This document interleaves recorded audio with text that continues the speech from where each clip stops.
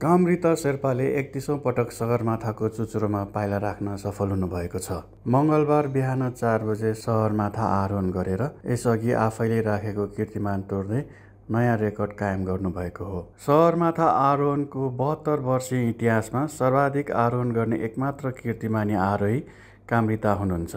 55 वर्षीय कामृताले गएको वर्ष 29औं र 30औं पटक आरोहण गर्दै विश्वको सर्वोच्च शिखर सगरमाथामा सबैभन्दा धेरै पटक पाइला राख्ने विश्व कीर्तिमानी आरोही बन्नुभएको थियो।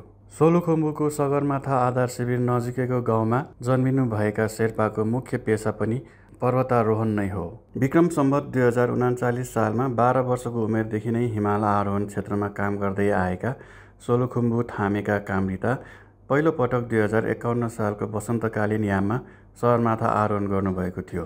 शेर्पाले सगरमाथासहित 8000 भन्दा बढी उचाइका हिमालहरूमा चोयु, मनास्लु, लोत्से, केटु लगायत विश्वका अग्ला हिमालहरूको आरोहण गरिसक्नु भएको छ।